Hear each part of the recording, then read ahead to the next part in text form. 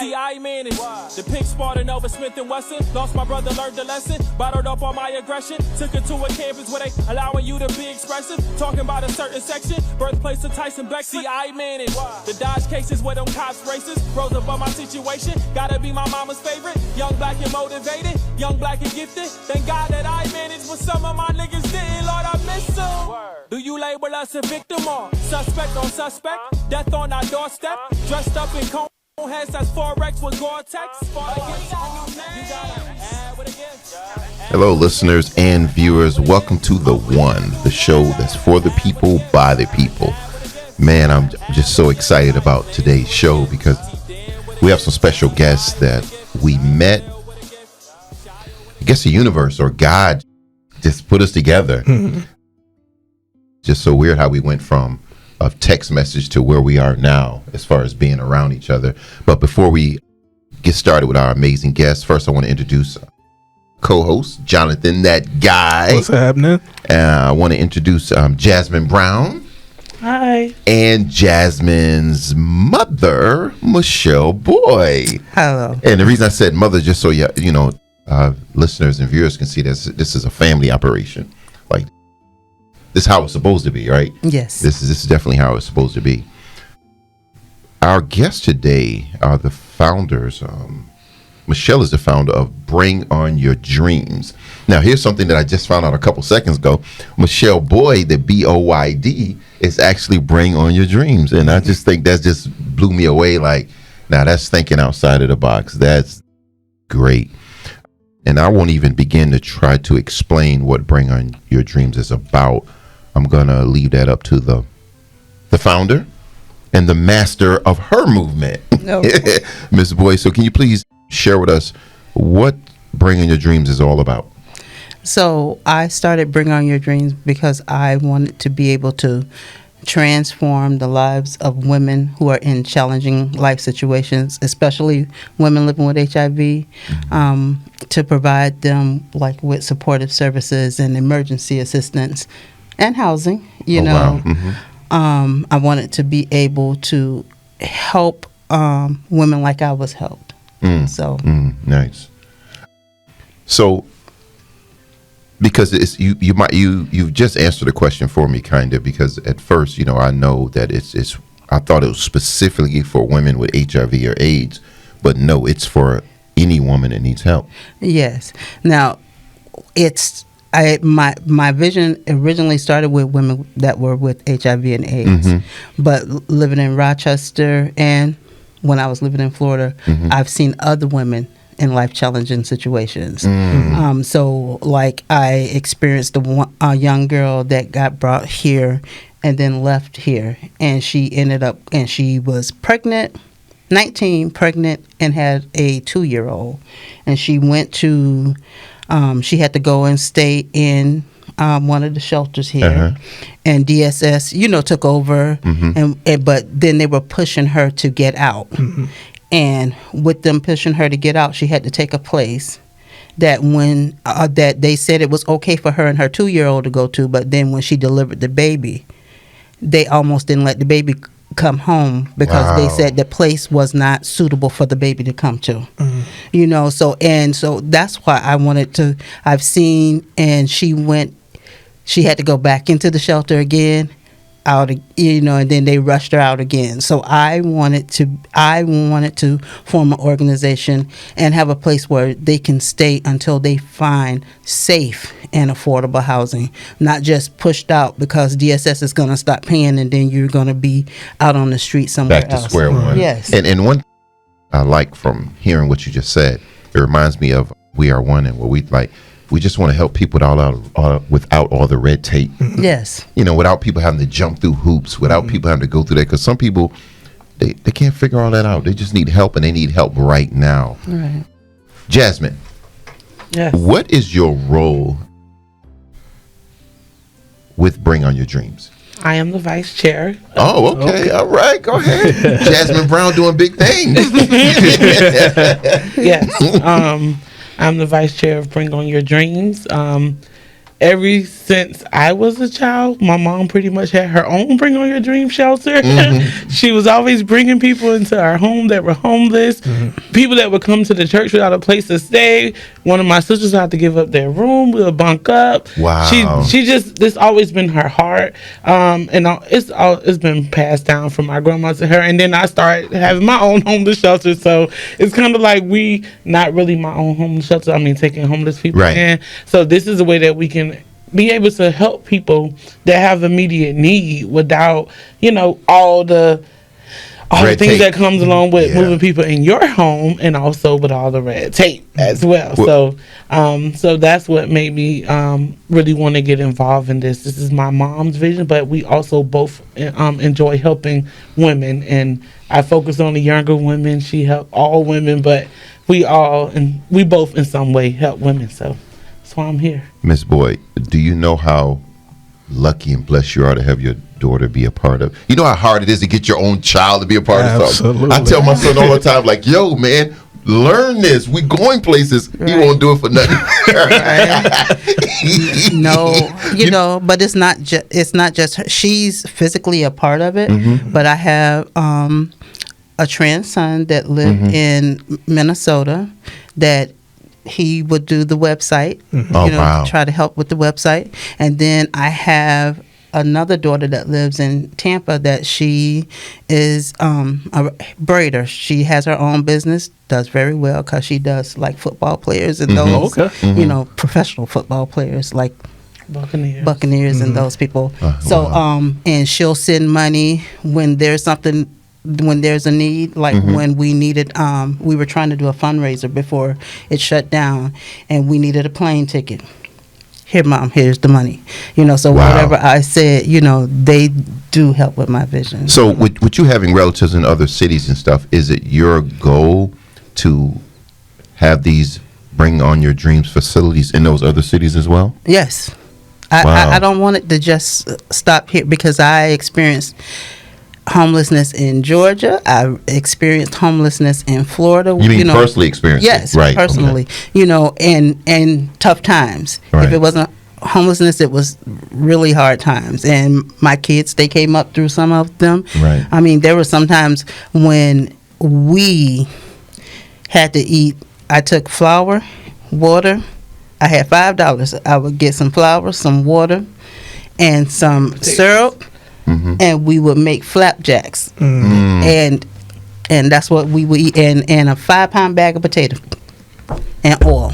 That's what I would get all of that with $5. That would certainly fool you up with them potatoes and flour. That'll get your stomach full. Right. So only she fed the multitude. Yes. Our church members, the kids would come over. Wow. They'll be eating it and everything. So you just got that servant mindset. It's just in your spirit to help others. Yes. Wow. It has all it. Yes, it's been in me even when I was and I think because my mom, she did the same thing. My grandmother did the same thing, meaning she was.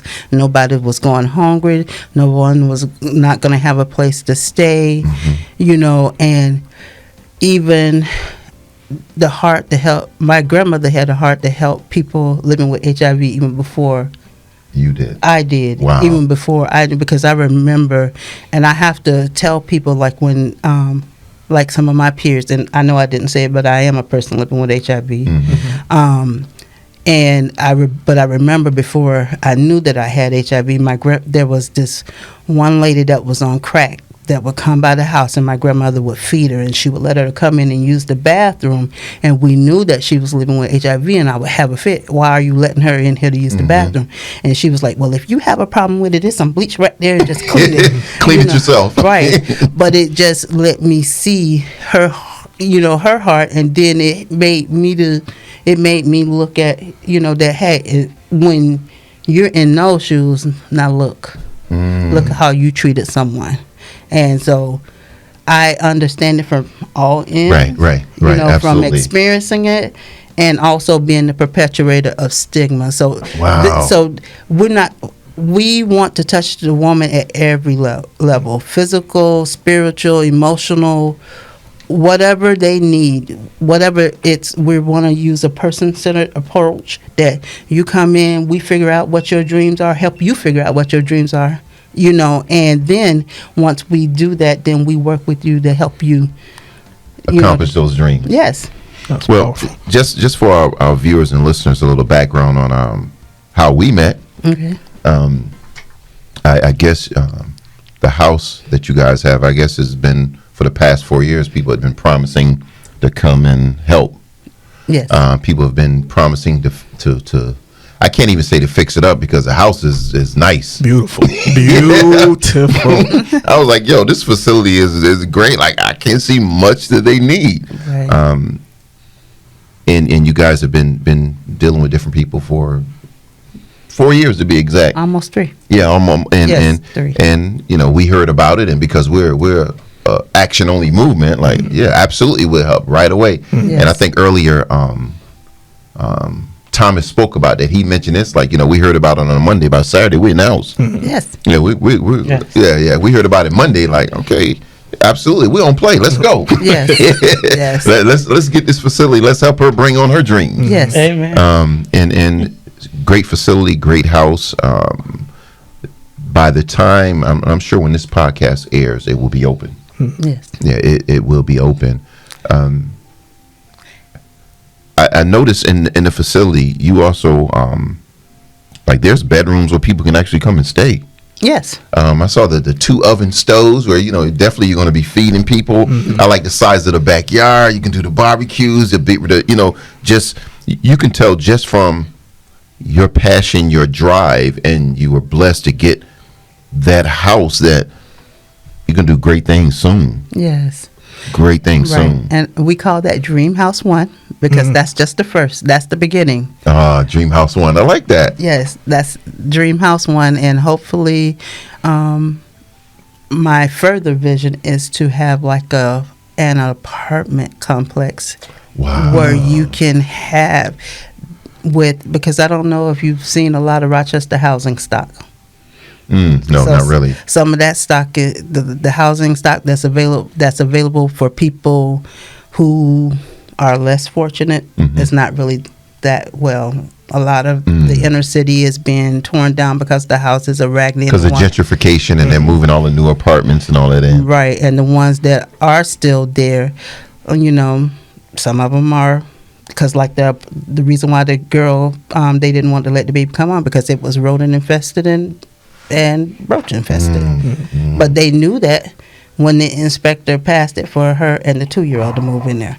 So, so I want to make it that it's for them to have affordable housing, and then to have places where if you need training, to have a computer set up downstairs, to have rooms that social workers or other organizations that And want come there on site. Yes, to do things, and then also that any rent that's collected when you're able to pay rent, it can go right back in the program, so we don't have to be dependent on Fundings and grants and stuff. Yes, Yeah. so it can just be recycled. Oh, I like that. So that's Jasmine, is there anything because you're dealing with the younger women that comes into the Bring On Your Dreams. Is there do you have a specific goal for them that you think is separate from your mother's goal with the age range of the women that she deal with? A lot of young women I found feel like they are lost. They don't have anyone to talk to. They may feel like their mom don't understand how, as I did when I was a teenager, their mom didn't understand what they're going through and where they're coming from. Right. And basically feeling like they have someone that they can talk to and turn to who really cares about their ideas, their opinions. I realized now that I'm older that my mom definitely did everything that was best for me. And though sometimes I didn't understand it, I'm so glad that she was the type of mother she was, because it kept us out of a lot of trouble. Without criminal records, none of her children have been convicted of a crime. Basically, she took us on a good path. So a lot of young women reach out to me even now, needing homeless. I owned my own daycare for 2 years, and not only did I do daycare, but I picked up parents for work. I dropped them off. I did different things because the young girls didn't have family. They moved here from out of state, maybe moved for a guy. They moved here, and the baby father and them split up, and so they feel like they had no hope. So I want to give young women hope that just because you're young doesn't mean you can't dream again. I moved here actually originally because I was in a domestic violent relationship and I wanted out, and I moved here and I went back to school and I got my degree and I graduated with a bachelor's from Brockport. Wow, congratulations. And thank you. And so a lot of times when you're young and you make mistakes, you feel like, oh, my life is ruined. I have to accept and settle for anything, and it's never going to happen for me. But I'm here to tell young women that no matter where you come from, no matter what you've been through, no matter what the background, whatever road you chose, there's always another way. You can get back up, brush yourself off, and try again. What's your passion? You like to do hair? You can be a cosmetologist. Absolutely. You like painting, you like art. Maybe you can be a nail tech. Maybe you can do something, designing posters or something, or doing a graphic design website. There's so many things out here, and you don't have to settle or give up just because something wrong happened. It's never too late. I like that. Ms. Boyd, Yes. I know, just like any of us, whenever we're venturing off to follow our passion or our dreams, we do a certain amount of research. It's just natural to do a certain amount of research on what already exists, what we're going to do, how we're going to implement what we're doing. What would you say that you're providing that makes Bring On Your Dreams different from other organizations that might have similar goals as you? So what will make us different is the fact that we're looking at a housing first, and we're looking at not being totally dependent on grants or other Right. Because then when the grant money run out, then you can be shut down. Yes. Right. Absolutely. So those are the things that we're looking at, and looking at sustainability plans, to what can we do. That's why the bigger vision is coming. What can we do to make sure that this is sustained, to go over. The other thing is, even though, I've experienced everything from losing a kid to, like she said, domestic violence, being positive, being raped, some of everything. The only thing that I think that I haven't, there's the movie for colored girls that I can't even watch because I identify so much with stuff that happens in that movie. Wow, that's a deep movie. A lot of different things was going on in that movie. Right. And I think I experienced everything that all of them experienced except two things, and one, I'm not even totally sure it could have possibly been a possibility, but I did lose a kid, which people question whether the father actually hurt the kid or not. Okay. Is that how she died? Because he had her, so so those things. So I bring a passion to this, and I also, like my other board members, I made sure that I pull from the community to make sure that they're well-rounded. So I have social workers that's on my board. That's Melissa and Raquel, and then I have a person with MBA so she can teach me with the accounting, because I don't claim to know everything. Right, I have absolutely. The passion, but I need to, I need those people. I have Dr. Janice Harbin, who she's the CEO of Jordan Health Foundation, so she's on there, so she can help us with the health and wellness things, because even she's also my dentist, so even at that, I have them, them, and then I have Twanda. She's on there, and she is a social worker. We actually graduated from Brockport together for our bachelor's in social work. She's keeping kids, but anytime I call her, hey, this person needs this, I'm at work, I know you're not, can you pick this person up and do whatever they need to do, and she's right there. Wow. So those are So I have people who have the same passion that's around me that we're trying. Wow. You know what makes sense, what I'm hearing? It makes perfect sense why the universe connected us. Absolutely.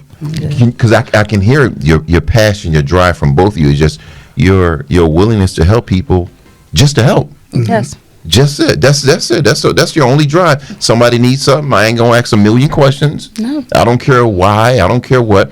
I'm just going to help them, and then if they need help again, I'm gonna help them a million times. And that's what it takes. Right. And that's what I'm hearing. Yeah. That's the energy I'm definitely getting from y'all. Correct. Yeah, people have donated things, beds and stuff in the house.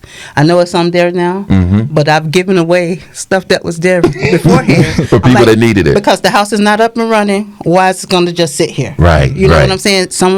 There's an immediate need now. Let's do that now. Once the house get up, I'm not going to give away the Right. you know? But they needed dishes, whatever they needed.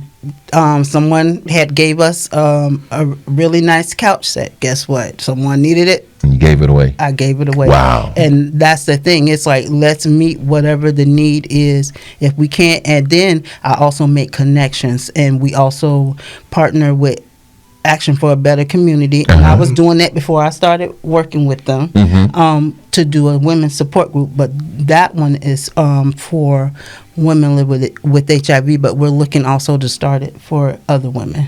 Well, let me ask you for our viewers and listeners who Yes. who are interested in helping push the agenda of Bring on Your Dreams. What would you say collectively for anyone listening? First, because I'm gonna do it a couple more times just to make sure people get it. First, how can people contact you guys if they want to help? Okay, so we do have a website. It's called bringonyourdreamsincorporated.org.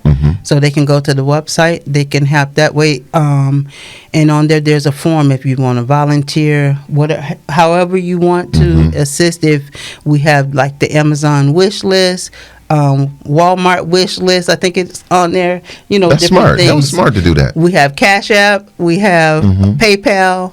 You know, those different things. So if they, want to help. And so once it get up, we also want volunteers to come in, to help in the house, to give their expertise. Because like I said, I don't know everything. Right. All I know is I want to help, and I want to share what I do know, which is the intervention that I came up with that's called Dare to Dream, So, but other than that, is those different things. I need people in place that if someone says, I want to go to school for this, okay, where's the money? How are we going to get the money? And you connect them to it. Yes. Sound just like us. Absolutely. Yes. Sound just like us. One of the things about both you guys' experience, and I always tell people this, that we live in a generation now that if you ain't been through it, don't nobody want to hear it. You can't talk to nobody. Like, can't nobody talk to me about nothing if they ain't been through it. You can't talk to me about a problem I'm having if you've never personally experienced that problem. And I said that to say that I've learned, and I see it even in this conversation, that no matter how challenging your past was, it was actually preparing you for this day right here. Yes. It was actually preparing you for the here and now. So you look back like, oh, I shouldn't have went that. I did this happened. Absolutely terrible. I can only imagine horrific experiences. But without those experiences, would Bringing Your Dreams even exist?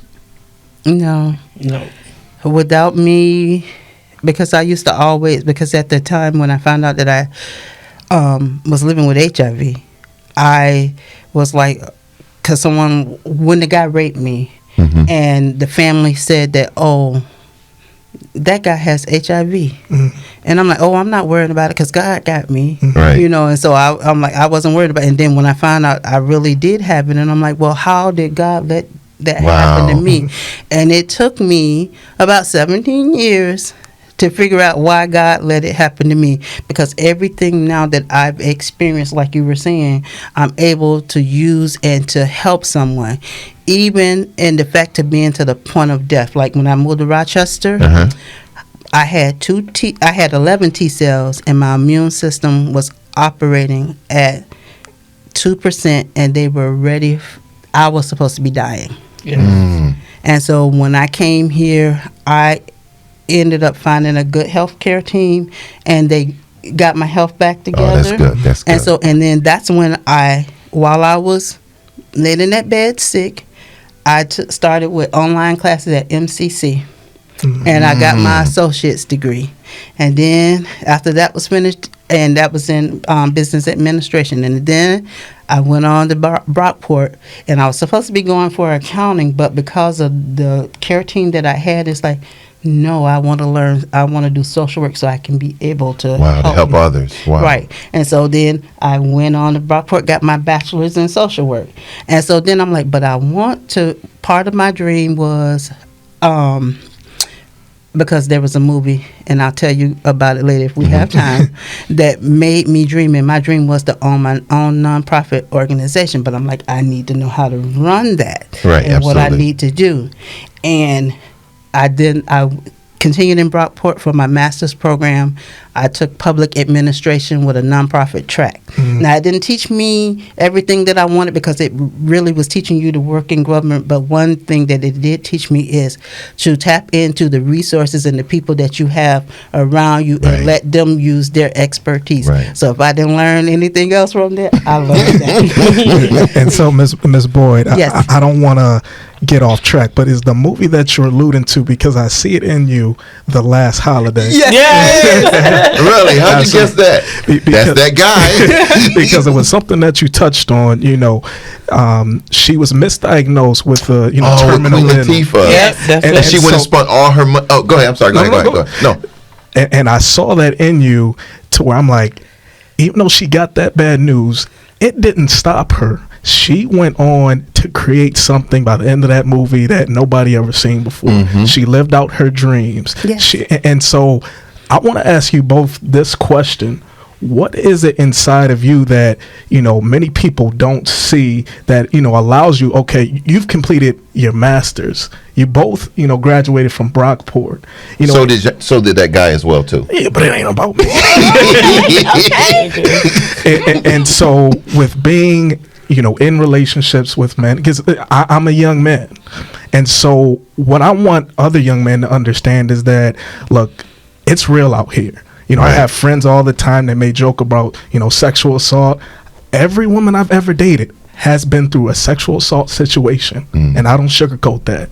And so what I want to ask the question is, how can I be a part of the healing that leads to the solution rather than part of the problem? Oh, wow. Great question. And the reason I ask that is simply because by me just saying something, it's simply not enough. No. And sometimes I don't want to break a woman's spirit. And what I mean by that is that I look at women as true queens, the foundation that we need to succeed. But yet I look at their situation sometimes, it's like, I don't want to hurt them. I don't want to break them. But how could I lift them up to that point? And what does that look like? Because truly, I don't know the answer. Right. But I want to know from both of you. You want to start? She got to look like, yo, that was deep. She got It that was. deep look on her face, like, yo, that was deep. Oh, you know where to start. Well, I'm going to talk about my husband right now, and it's not always a pretty picture, and we don't always get along.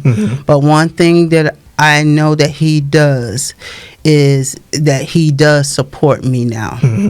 Even with me being positive and him being negative, he married me knowing that I was positive and that I actually had an AIDS diagnosis, not just, and I always have an AIDS diagnosis, but knowing that, and then he's not ashamed of me.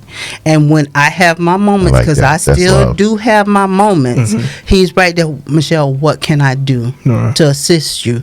What can I do to help you? If it's just holding me, then he'll hold me. Now, I can't say he don't get on my nerves sometimes, but in those crucial moments, when I do need him, he is there, and he does his best. He's like, I don't, and if he don't know what to do, he'll just be honest and say, I don't know what to do, but powerful. I'm here to be what you need me to be. And sometimes that's what we need from you. We need you to see us, to understand that yes, some of the stuff that we bringing at you is from stuff that we've experienced past before. trauma. Yes. And so, but then be with us as we work through it, and don't just dog us. I don't know about him dogging me. Anyway, I haven't heard anything. I heard a lot of stuff, but that's not one. You know, but everybody who's coming back, even the person who's doing my porch. When I saw her the other day to bring stuff, she was like, "Your husband really loves you." Everybody, your husband really loves you. Oh, that's cool. You know, so That's give us cool. the love that we need, and then if you see another guy doing some stuff, speak up. You know what I'm saying? Call them out on their stuff. You know, and he's not ashamed that I'm positive. He tell people that I'm positive, trying to help them. You know, himself. You know, and that's not normal for a black man. Yeah, you that's know? deep. That's nice. You I know, like that. So that's my perspective. I don't know if she has any. So one of the things, speaking of husbands, that when I moved here, I didn't want to get in a relationship. I was gonna come here, go to school, focus on getting myself together, and I met my husband, and he was not giving up. But he loved me to wholeness again. I still thank God and I appreciate him for sending him, because he is such a nurturer, such a teddy bear, that when I used to feel like, oh, he'd be like, "This is my girl, this is my wife, he'll show me off to the whole Rochester. Yes, she moved here from Florida." And I mean, he's always, and the one thing that I loved about him first is when my mom was sick, he took care of her. I was going to school, I was going to school at MCC, working at the city school district and working at MCC, and I was like never home to actually be there for her. And he took care of my mom, he bought her food, he tried to do all that he can, and I'm like, family is everything to me. So if you value what I value, that's a lot. And also, every time I talk bad about myself, he said, "Don't say that about my wife. Don't say that about," you know, he built me up, and like he hugged me, he loved me. Even one time, so I'm like, I don't want to be in a relationship because I've been hurt, and hurt people. And he was like, "I understand you've been hurt, but I'm here to love you. I'm here to show you what real love look like." So just continuing to build that woman up and let her know that she's special, she's beautiful, she is a queen.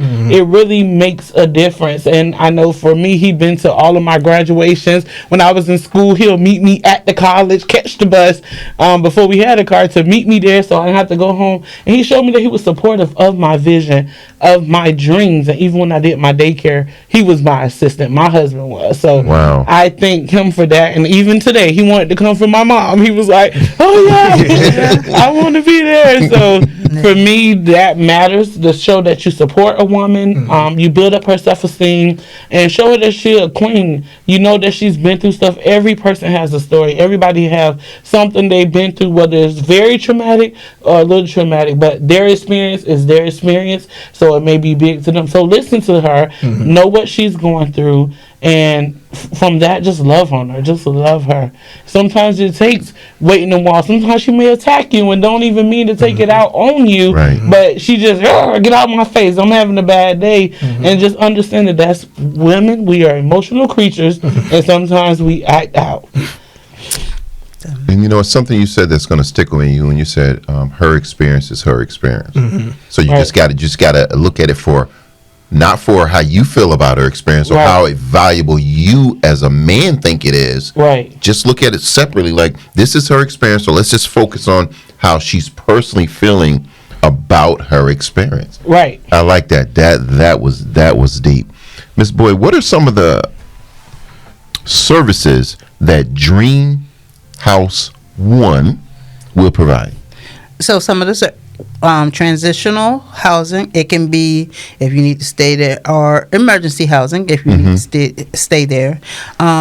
Because it's in a residential area. Yes, it is in a good neighborhood. There is not a whole lot that I can do of what I want to do, but so I try to do it from other places. I borrow other locations, like, well, before the COVID.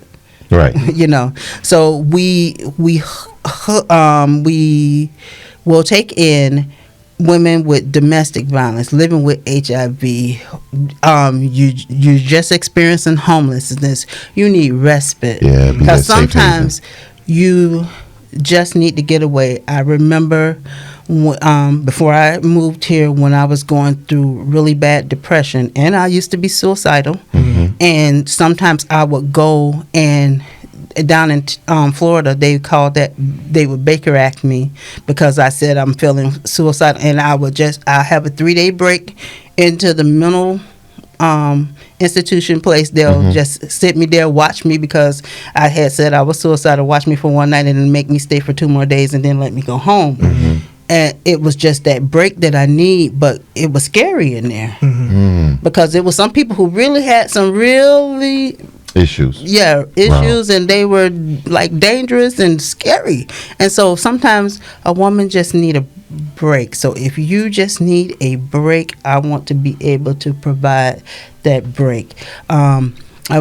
I'm gonna have like computers there, you know, because upstairs in the attic part, the top part, yep, nice area up there. Right. So I wanted to set that up that it can be like a learning center. Like if someone perfect needs spot for it too, or if somebody needs tutoring because you're trying to get your GED and those different things. Those are the services that I want to. So it's based on what you need to do to make your dream happen. So tailor-made, yeah. Yes. Bring on your dreams. Yes. So those are the things. So whatever that woman need, that's gonna make her not just survive but thrive. You know, and have a sense of hope. That's what we endeavor to do. Wow. So one of the things two things I want to do, growing up as a child with a parent with HIV and AIDS, sometimes it was hard. People would automatically stereotype us thinking that, we'll stay away from her, right, and stuff like that. And none of her children, actually, all of us are negative, but they would stereotype us and mistreat us. And so one thing that we used to go to with one of the groups she had, they used to have like sessions for our youth, for children of parents who were infected with HIV, and it was a good support group for us to be able to. We met friends. We went to summer camp. They gave us camp. They did all kind of stuff for us. And I want to be able to do that for the youth of the parents, because that was a great experience for me, because sometimes in my family we couldn't talk about it, or we couldn't say, because people would judge us, people would mistreat us. I remember even when we moved here as an adult and my mom got the microphone and the church people was like, oh no, stay away from the mic. She's positive. And it's like, you can't even catch it that way. Like, people are sometimes so ignorant, they don't understand what's going on. So to be able to offer a support group for the children whose parents been infected, I want to do that. And I also want to be able to do daycare one day for the parents, so where they don't have to pay. Maybe they get a scholarship or a grant until they get on their feet, where they can have free childcare, and while they're trying to get work, because sometimes it takes 45 days for daycare to even check in or click in or them to get approved. Then they got to find a safe daycare. So I want to be able to one day provide daycare for those parents that needs that care, that extra push. Maybe they can't come live in the house. Maybe they need a daycare because they don't have a babysitter, so they can go to an interview. I want to be able to provide that for parents. That's what my take as the vice chair that I would like to do. Wow. Y'all make an awesome team. You know that? Absolutely. Y'all make a very good team. Thank you. Thank you. Ms. Boyd, one thing the other day when I was thinking about Bring On Your Dreams, and one thing that why I like the cause, because with so much other things going on with COVID, with this and that, it's almost like we forgot about HIV and AIDS. Yeah. Absolutely. It just clicked to me the other day. Like, I didn't hear nothing about it probably in years until our connection. Right. Until we went to the house and said, okay, what can we do to bring on her dreams? Right. So that's what I like too, because you kind of bringing it back full circle, because there's so many, with social media, there's so many, you read something about HIV/AIDS and by the next minute you don't forget about it. Right. Because there's so many other things to think about. There's so much going on. Right. So that's one part I think that's very, very important, because people are losing focus on something that's very relevant today. Yes. It's still going on. It's still stopped. I mean, it's still going on. It hasn't stopped. There isn't a cure, but because of so much other stuff, especially with the younger generation, we don't see how important it is. And it is, and thank you for bringing that up. That's why it specifically says in the my mission state, many who are living with HIV and AIDS, and that's the other thing that I bring, because a lot of the programs, because the funding is moving, because people are saying, because they think HIV, a lot of people mistakenly think that there is a cure, Right. or because there is medicine and we are living longer, that it's okay if I get HIV, but that's something that sticks with you For the rest of your life. For your rest of your life. And yes, we're taking medicine, but that medicine is toxic, so it does different things. Yes, it keeps me here and healthy, but there's other stuff going on in my body because of the medication. That over a period of time would take a toll on you faster than the actual disease would. Right. So, when you're living with HIV, because you have all that inflammation, we actually age on the inside quicker than the regular 60. Wow. So, Never knew that. Never heard that before. With me being 54, but in HIV terms, I'm 60 something. So Wow. it's from my insides. So those are the things, and people are not taking HIV serious, Right. and especially in the Black community, and we bear the brunt of the burden for HIV. Black people are people of color, and especially men. We have 67% of the new diagnoses. Wow, that's And high. so I would Bring On Your Dreams, I'm attacking HIV and talking about the HIV. That's why I do the group with them from the women's side. And so then I was working for the University of Rochester in the research department, and I took a pay cut to go work at ABC. Because guess what? The program that I do is HIV prevention for men. Wow. With my other job, because for men of color. So I'm trying to attack it at both, because, like you said, people have forgotten. Yeah, like I said, I never thought about it until this. Yeah, and it's and that's what me and my team do. It's called HipCock. I call it HipCock. I like that. So it's high impact prevention in communities of color. And so even though we're targeting men, I still talk to women too. Right.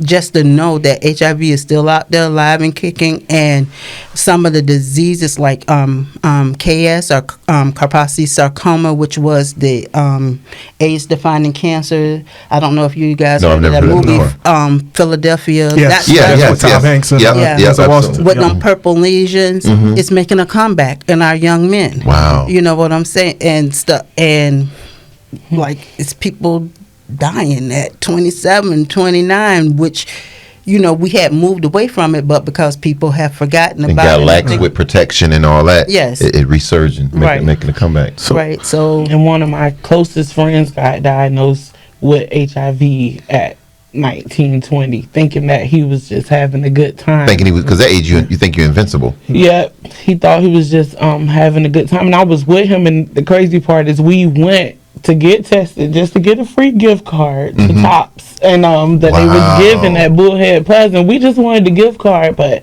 me and my husband went out one door and he went out another, and that was heartbreaking because I wanted to comfort him. I couldn't take away that hurt. I couldn't take away nothing. And then he I'm not going to say his name, but he has KS and stuff like that, and it's killing his body. It's tearing him down, and it's so heartbreaking. And this is one of my best friends, and just to watch him suffer and go through that, and all he can do is sometimes tremble. He get chemo, and all he can do is just tremble. And it's like he was so young, just having a good time. And that's my thing. I want to reach young people, because young people think, oh, this is what everybody doing. I may get a baby, I may not, but hey, I'm just sowing out. But you can get up with something that can be a temporary moment of good that can give you a lifetime of bad if you don't protect yourself. You really got to think about this. And when I was going to Brockport, my major was health. And so we learned that in Rochester, between the ages of 15 and 19, they have the highest rate of HIV, because a lot of these young people were doing anal sex versus vaginal sex to say that, oh, I'm still a V. Well, still a virgin. That's what, our teacher worked for the health department, and that's what a lot of these young people were thinking. And it was like, I'm still going to anyway, but half of these, it was young people, 15, 16, 17, ended up with HIV and AIDS. It's nothing to play with out here, and our youth need to be educated because they're thinking they're just having a good time and doing what everybody else doing, and that moment of pleasure can cause you a lifetime of pain, and they have to know that. So let me ask you both this, because I specifically remember, now I am too young to remember this certain scenario, but I watched the documentary Magic Johnson when he first came out and said, I had HIV. Don't you believe that should have changed the way, black men think? And then the reason I say that is because for the first time probably in the media culture, you had this prominent figure, championship winner, business owner that was infected with the virus. Till now, people in my generation, we have this, misconception that it's never going to happen to us. Mm-hmm. We just, like you said, we're going to go out, have a good time, and not worry about the consequences. My question to you both is, do you think we can handle it? And then the reason I ask that is because, we're going out here doing anything that we want to do. On the other end, it's like, man, if I get tested, I'm worried, I'm scared. People are going to look at me different. And so is it time that, of course we need to throw away these misconceptions, but is it time, especially for young black men like myself, to start not only getting tested, but sitting down and listening to both men and women that have gone through these certain scenarios? Because it's easy for us to say, oh, only women get this. Or only, if you're not in a heterosexual or only drug users get this. Right. And so the three misconceptions, I would ask both of you, what are the big time three misconceptions, especially for young black men like myself? One thing is, a lot of people still think it's a gay man's disease, and they think that you have to be homosexual to get it. But my friend was 16.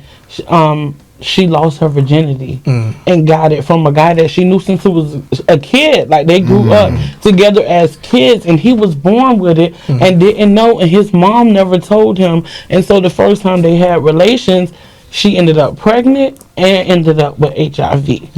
And she passed away a couple of years ago, and she was 20-something years old. And then I have another friend that got it when she was 15. She dated one of my homeboys, and he was the pretty boy of the neighborhood, so all the women want him, and he ain't ever go to the doctor, so he didn't know.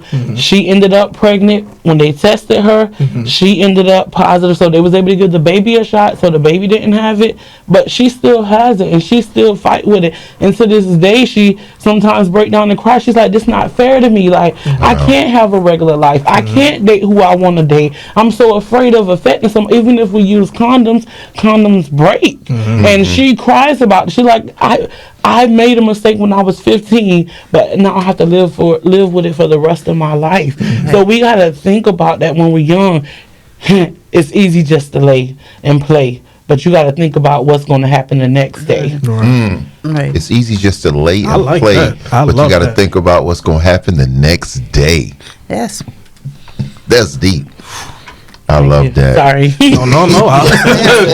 Right. And I'm in my department. I am the only woman with the other men, and when we go out and we do these interventions, I do an intervention called Rock and Sex, so we can have these conversations. And I remember one time I have to do an intake form, and the man was like, I don't want to fill out this intake form for you. He's like, suppose I want to talk to you. I was like, then I'm going to ask you those questions. A lot of times we think we can, and in the conversations that we're having, they're saying, oh, I can look at someone and I can tell. Or I'm going by how their character is, but you don't know.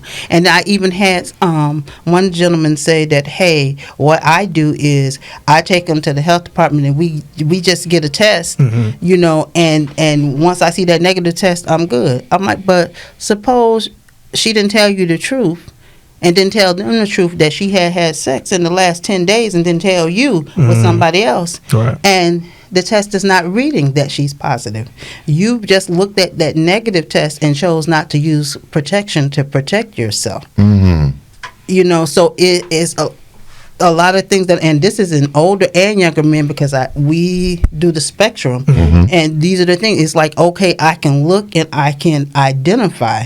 I remember one time a guy, before I got married to my husband, he wanted to date me, and that's all he was talking about.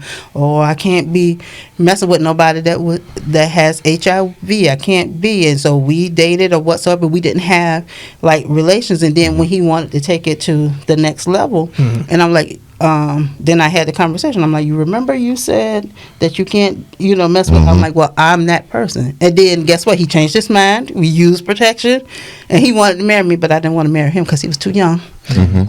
When I come to find out, but those are the things men take the misconception that they can look, and just because of how they look, they're fine.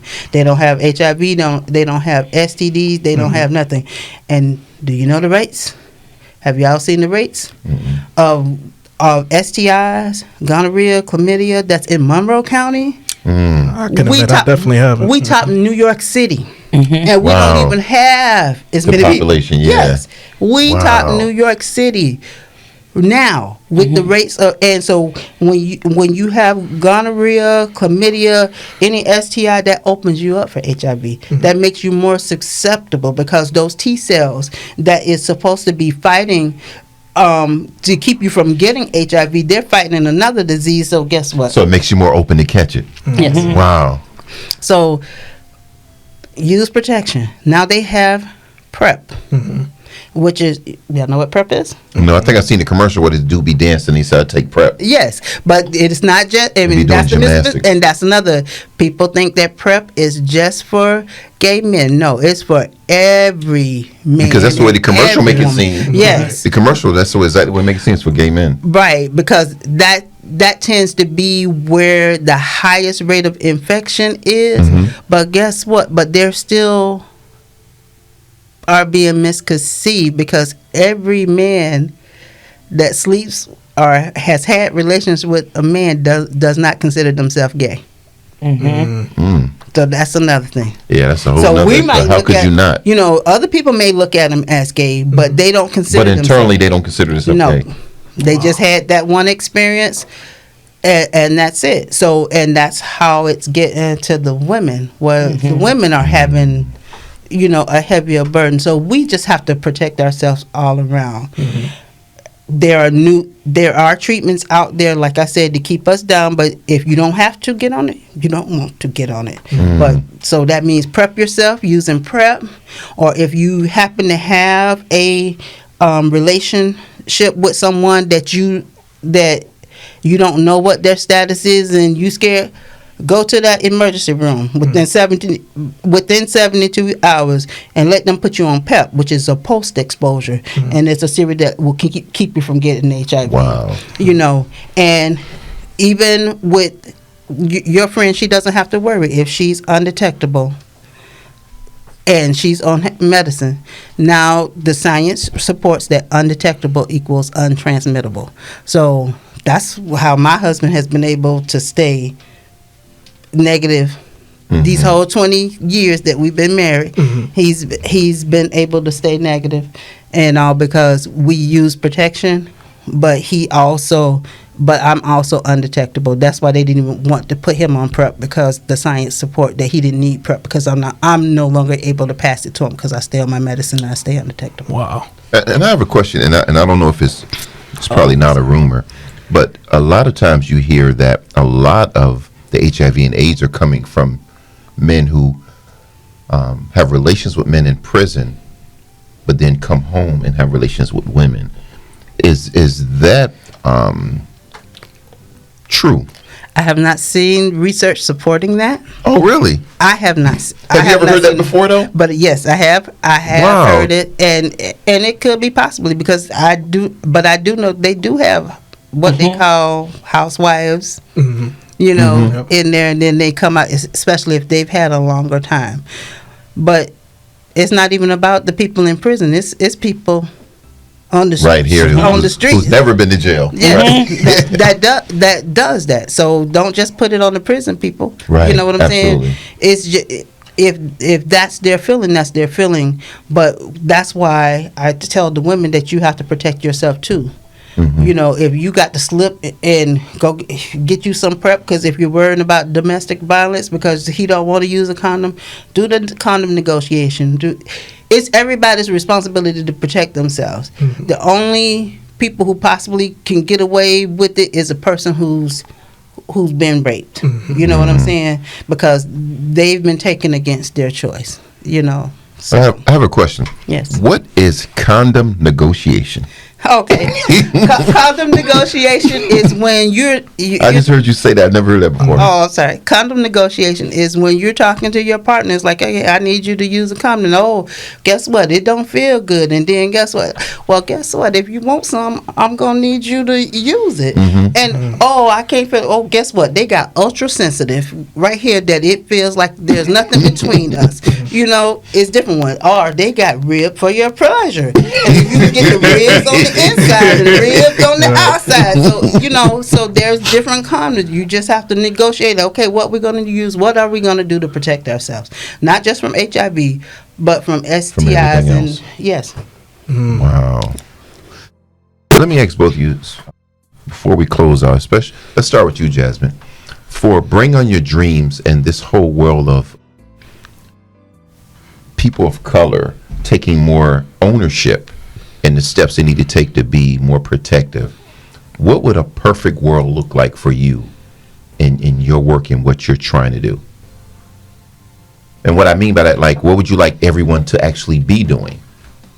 Finding, as they like to say, finding their lane, finding out what are your goals, what are your dreams, what is it that you want to do in life, and then we making a plan and taking steps to get you towards that.